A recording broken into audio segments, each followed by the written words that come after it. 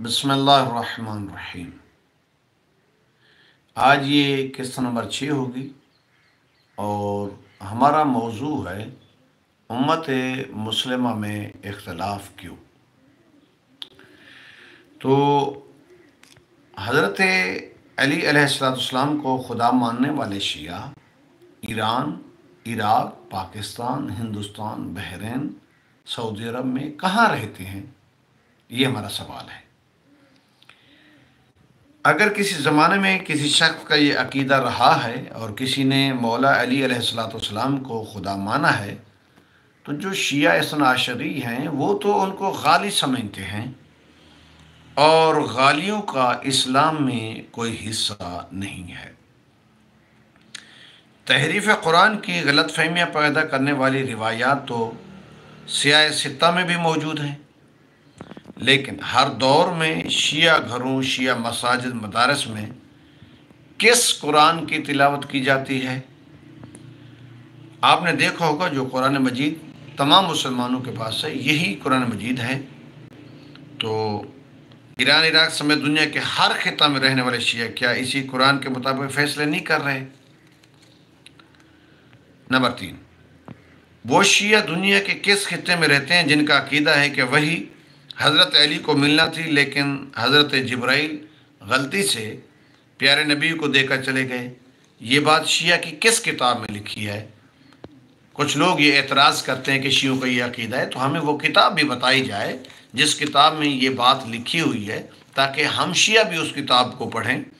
खामखा शियों के साथ ऐसी बातों को मंसूब न किया जाए जिनका कोई किसी शिया के साथ कोई ताल्लुक़ नहीं है, जिसका कोई वजूद नहीं है असलन। उम्मुल मोमिनीन पर तोहमत किस ज़माने में किस शिया आलिम और मुसन्निफ़ ने लगाई? क्या आज तक किसी भी शिया का ये अकीदा रहा है? जब आज तक किसी ने ये बात नहीं लिखी तो फिर खामखा गलत फहमी क्यों पैदा की जाती हैं, जबकि वो उम्मुल मोमिनीन हैं, मोमिनों की माँ हैं।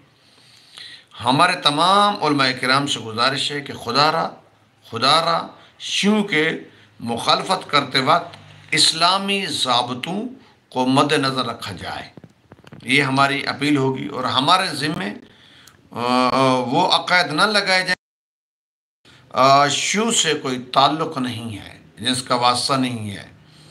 जहाँ तक एक दूसरे को काफिर कहने की अफसोसनाक रविश का ताल्लुक़ है, वो तो हनफी, मालकी, शाफ़ी, हम्बली, अहले हदीस भी एक दूसरे पर ऐसे फतवे लगा चुके हैं। ये हमारे मुसलमान भाई वो भी तकरीरों में, तहरीरों में एक दूसरे पर इस तरह के फतवे लगा चुके हैं। हालांकि ख़ुद बुज़ुर्ग उलमा अहले सुन्नत इस सिलसिले में कितनी एहतियात का हुक्म देते हैं। मैं एक आपको बात अर्ज़ करता हूँ। उस्ताद हदीस मौलाना इरशाद अहमद कासमी मुल्ला अली कारी हनफी का ये बयान नकल करते हैं कि मौलाना इरशाद अहमद कासमी रियाजुल उलूम जौनपुर इंडिया लिखते हैं कि अरबाब तहकीक ने इसकी तस्रीह की है कि अगर किसी कलाम में 92% ये हो कि ऐसे एहतमालात हों कि जो कुफ्र साबित करते हों, एक बंदे के बारे में 92% एहतमालात उसको कुफ्र साबित करते हों और 1% न करते हों, तो अल्लामा की ये फतवा है, उस 1% को सामने रखते हुए उसको काफिर न कहा जाए। क्योंकि किसी को काफिर कहना कोई मामूली जुर्म नहीं है, ये बहुत बड़ा जुर्म है। चुनांचे अकायद हनफी की मशहूर मोतबर किताब शरा फ़िक़्ह अकबर मुल्ला अली कारी ने लिखा।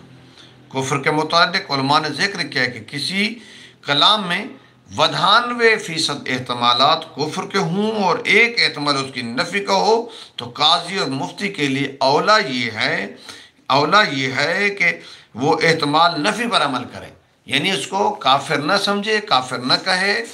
वैसे जिसने कलमा पढ़ा है वो मुसलमान है, चाहे जिस मसलक से हो वो मुसलमान है। किसी मुसलमान को काफिर कहना ये बहुत बड़ा जुर्म है।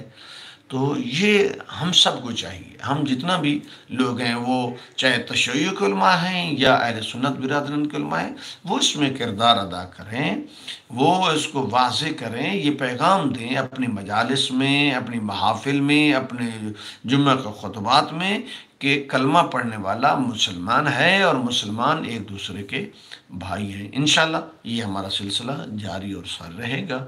वस्सलाम।